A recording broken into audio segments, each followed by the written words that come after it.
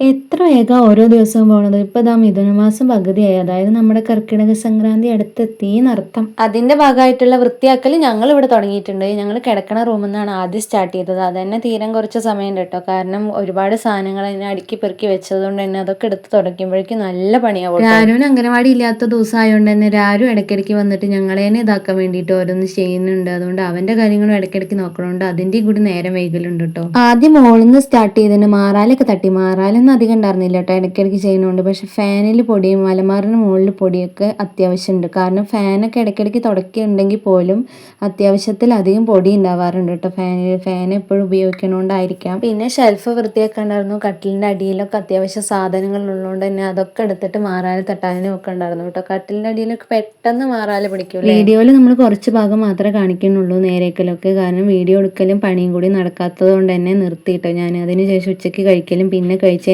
ശേഷം കുറച്ച് പണി ഞങ്ങൾ രണ്ടാളും കൂടി ചെയ്തു. അങ്ങനെ ആദ്യത്തെ റൂമൊക്കെ നന്നായിട്ട് വൃത്തിയാക്കിയതിന് ശേഷം മൊത്തത്തിൽ അടിച്ചുവാരി തുടച്ച് വന്നപ്പോഴേക്കും വൈകുന്നേരമായിട്ടോ. അപ്പോഴേക്കും ഞങ്ങൾ കുളിയൊക്കെ കഴിഞ്ഞിട്ട് സിനിമ കാണുകയാണ്. ഇത് ജയറാമേട്ടൻ്റെ വിന്റർ പറഞ്ഞിട്ടുള്ള സിനിമയാണ് കേട്ടോ. ഇത് കാണാത്തവരുണ്ടെങ്കിൽ ഉറപ്പായിട്ടും കാണും, കാണാത്തവരുണ്ടാവില്ലായിരിക്കും. ഞാൻ എന്തായാലും ഈ സിനിമ ആദ്യമായിട്ടാണ് കാണുന്നത്. അതും എല്ലാവരും ഉണ്ടെങ്കിൽ മാത്രമേ അങ്ങനത്തെ സിനിമയൊക്കെ കാണാറുള്ളൂ. ഭയങ്കര പേടിച്ചിരുന്നിട്ടാണ് കേട്ടോ. വല്ലാത്തൊരു സൈക്കോ മൂവിയാണ്. അപ്പം ഇന്നത്തെ വിശേഷം അത്രയേ ഉള്ളൂ. ബായ്.